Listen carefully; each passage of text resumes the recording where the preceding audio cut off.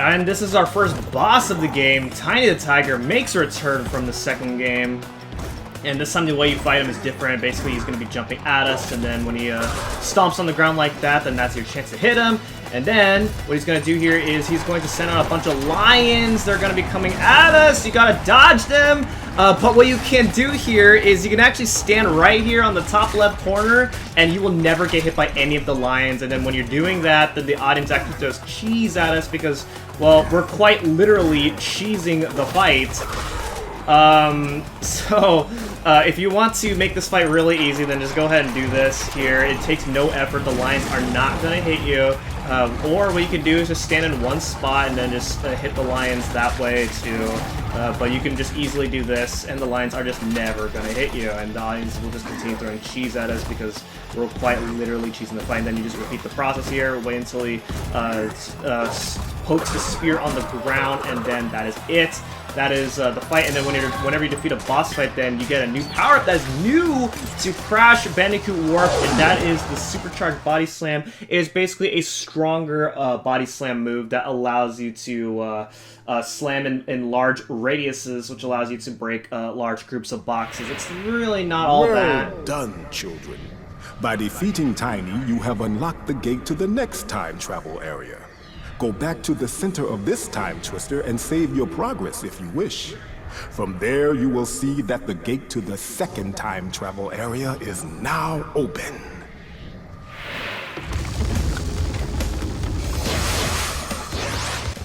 So yeah, and so basically, this is as you can see right there, that's pretty much what the new power-up looks like.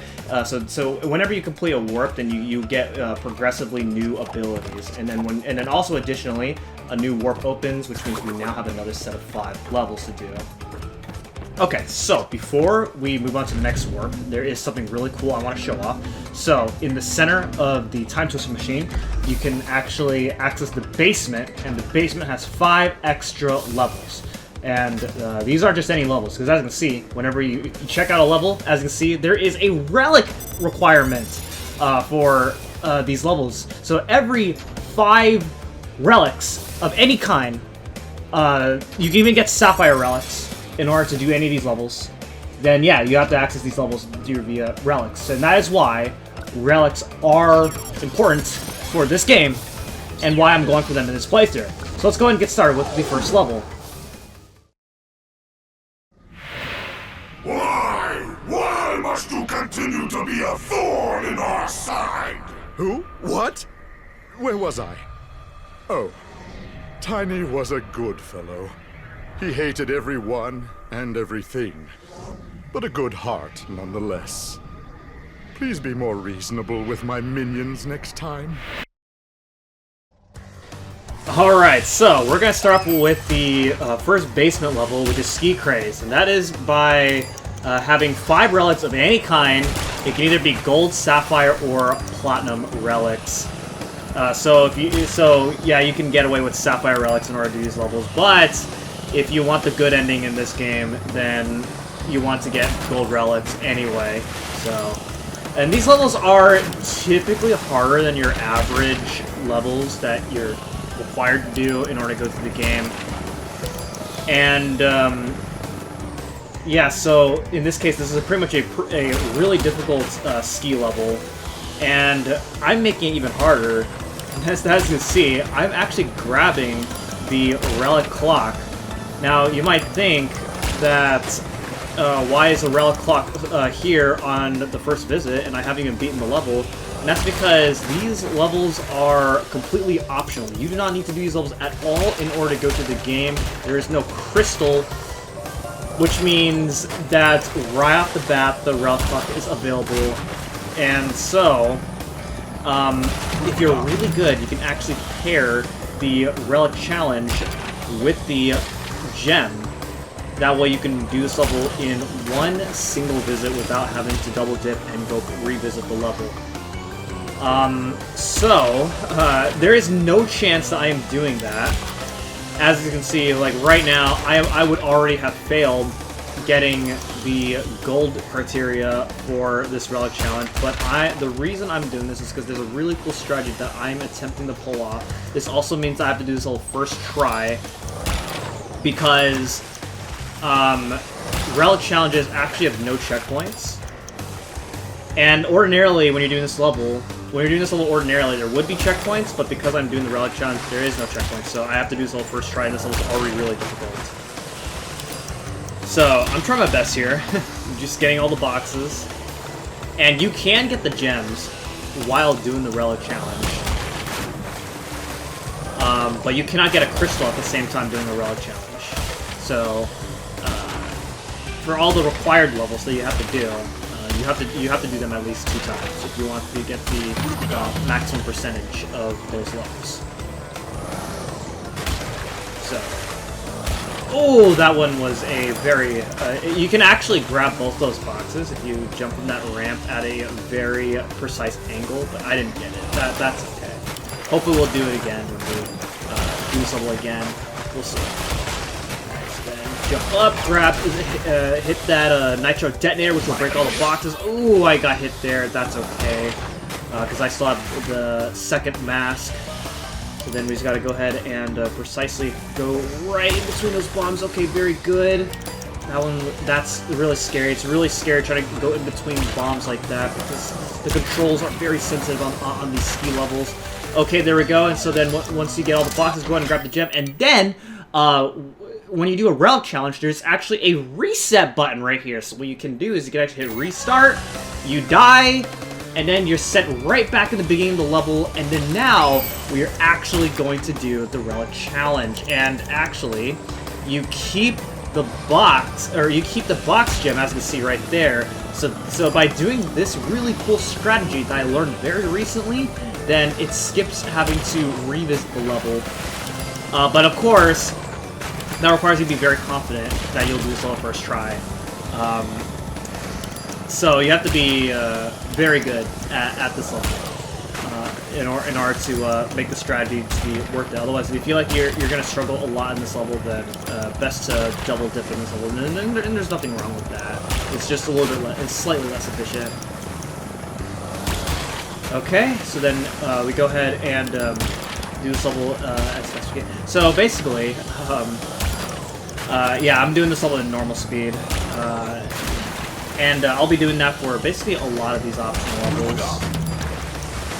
So just go ahead and squeeze in between those bombs right here. There's more masks. I don't think there's any masks when you're doing this level the normal way without doing the relic challenge. So it kind of, there's that little bit of added safety, and oh man, I missed that timer box. That's okay. It would be a big deal if I was. Oh my gosh, dude! Yeah, the sensitive controls kind of made me overshoot those boxes, which drastically hurts my time right here. But hopefully I can meet the criteria here. Go ahead and squeeze in between those nitro boxes. That's kind of scary. And then this part here is scary. And you want to make sure you slow down just a little bit, so that way you're not hitting those bombs at full speed, because that would be very, very dreadful.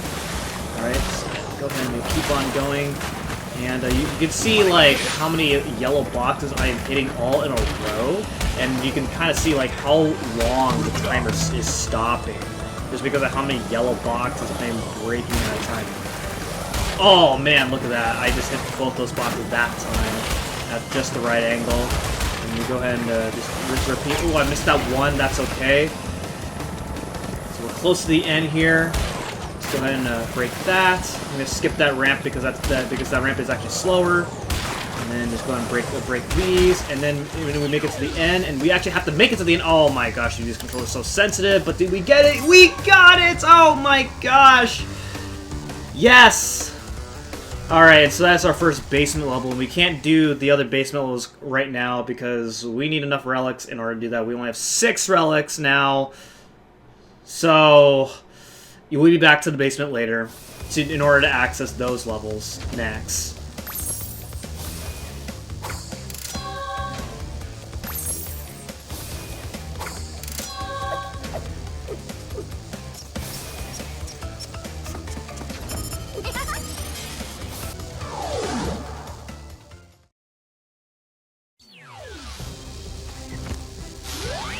Hello and welcome to the first level of the next warp, starting off with a level known as G-Wiz, another one of our medieval levels. So the power-up that we got from defeating Tiny the Tiger is pretty much a more powerful body slam attack, which, I mean, the grand scheme of things isn't really that much better than a regular body slam. And the body slam is essentially when you do this.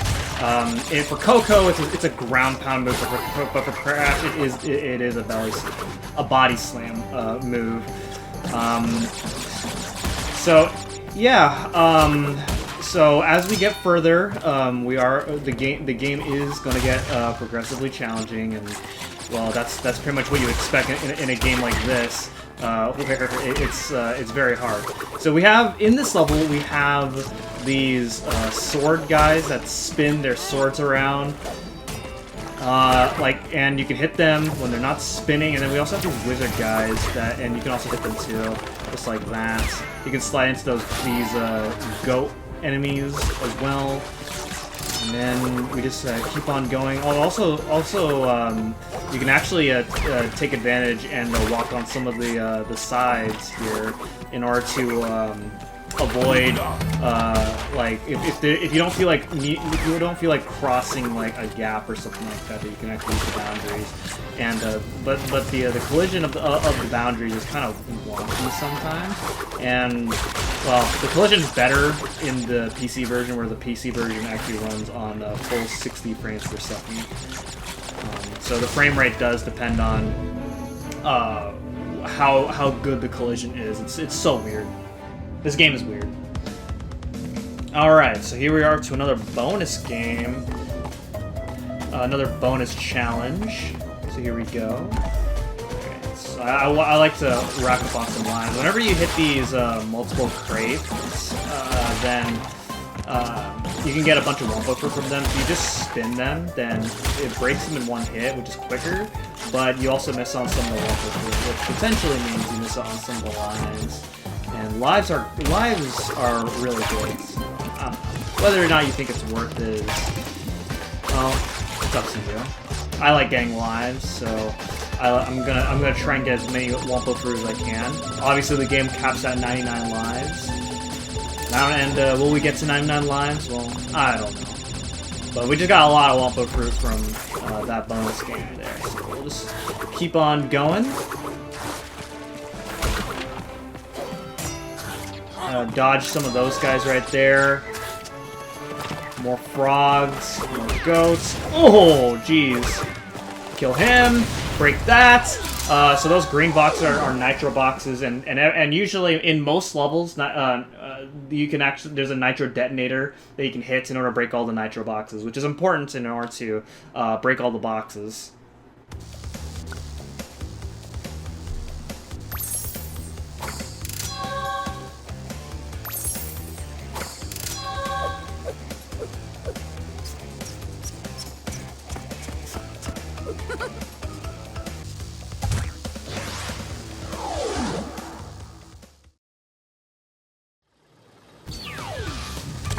Alright, so you're gonna notice I'm skipping the 7th stage and going straight into the 8th stage, and there's a very particular reason why.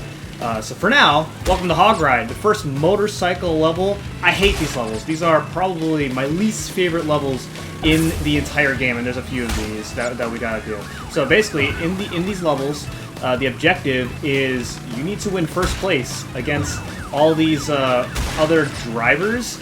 And which is not bad, but then you also got to consider that if you want the full completion, you got to get every box as well, which can sometimes be a pain in the butt because sometimes some of the boxes are a little bit out of the way from the most optimum path in order to get first place. And these controls are terrible. I do not like the controls here. There's some I mean, you can probably think they're not very bad, but I think they are complete garbage, especially when you go on the zippers. They completely nerf your controls when you go on the zippers. But you want to use the zippers if you want to maximize your speed throughout the level.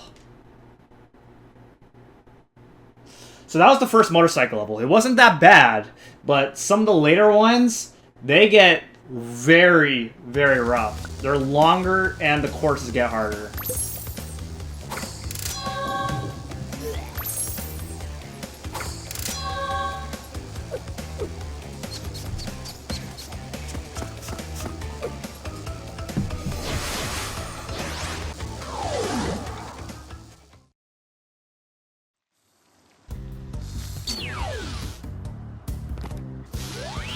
Welcome to our first Egyptian level, and in the Egyptian levels, well, some of them are pretty rough. There's one in particular that I'm not looking forward to because that one is super rough. But that's not so much later. You're gonna notice right now I'm not breaking every box, and that's because we actually can't get the box gem. It is impossible to get right now, so I'm skipping over the boxes. That also means I'm gonna skip over the bonus game for the time being. Ooh, that was crazy. Holy moly, I cannot believe I went for that. So, yeah, you're gonna see me pretty much just do these levels mostly I mean, probably not as quick as I can here. I'm actually gonna skip this, or I'm gonna wait this out right here, because this door is probably going to crush me. Woo! Okay, there we go. Alright, so we got a checkpoint right there. I'm gonna go over here, grab this mess. Probably not worth it, because now I gotta... Okay, there we go. Make that very precise jump again. Okay, good. Alright, you gotta hit this, and then gotta make sure you get over here before the door closes on you, because that would be kind of unfortunate if it actually... Okay, hold up. Okay. Alright. Okay, nice. If you want to get the if you want to get a good relic time here, then knowing when to time that jump is important. So that might have looked like a risk, and it is, but I'm practicing for the relic challenge later. So, alright, going keep on going. So then here's the crystal. That's great. Oh gosh, that was insane. So, yeah, didn't get any gem, but we got the crystal, which is the most important part. And then that's the level. So we will have to be back here for the box gem, as well as the other gem that we also can't get, because we don't have the ability to get that gem right now. Alright, it is now time to do the relic challenges, starting with Makin waves. We weren't able to do this last episode because we were gated by a boss fight. So now we're actually going to do it. It should be worth noting that anytime I die during a relic challenge, I will not be showing those off, because most of the time those deaths involve either me having to reset because I know that I can't meet the gold criteria, or just repeatedly failing, and failing in relics aren't as exciting as showing off fails during the regular levels. Also, the relic challenges, when you die in a relic challenge, it doesn't count as a death because you don't lose any lives for it. So, but you'll know that if a relic challenge does not go first try, if there is a transition as I collect a relic timer. So just keep that in mind. So that was Making Waves. It's a relatively simple level to do for a gold challenge. Just have to be careful when maneuvering around the bombs, the boat guys. It just requires to be careful. This level is another really easy one to do for gold relics. I did mess up right there. For a lot of these gold times, you can get away with messing up a few times, but there is a point where if you mess up too many times, then you're out of contention for getting gold, and you just have to reset the level. Unless you want to get Sapphire, then I guess that is an option as well. And then when you add the extra challenge of wanting to go for Platinum, then yeah, you really gotta memorize these levels and be very knowledgeable at what strats to do at every given opportunity. It's not perfect. You can get away with some mistakes when doing Platinum challenges, but the Platinums you gotta do absolutely perfectly. In fact, it's actually recommended if you actually do want to do the Platinum challenges, then it is recommended that you do these levels much later in the game. that's not me, and because I don't need to play these levels super perfectly for gold, then gold doesn't require me to be super crazy. So now we're going for Hog Ride. For the non-platforming levels, you can get platinums if you're really good at them, but that's not my priority.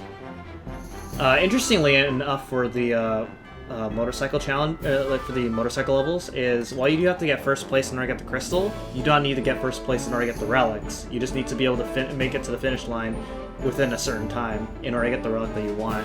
So like, it's entirely possible for me to finish second place and still get a gold relic. It's not good, but a gold relic's a gold relic. And now for the final level that I did within the episode, which is Tomb Time's relic challenge. So here we go. We're actually going to be visiting this level a third time later in order to get the gems that I can't quite get right now. Yeah, you need to hit that switch in order to make that a moving platform move. And then when you're having a triple mask makes achieving these gold times much easier. There are some gold challenge times that you can get away with without triple mask, but it makes the challenge much harder. So it's recommended that you get triple mask whenever you can. There are actually some levels where having triple mask is indeed required, but for this one, I don't think for this one it's that mandatory.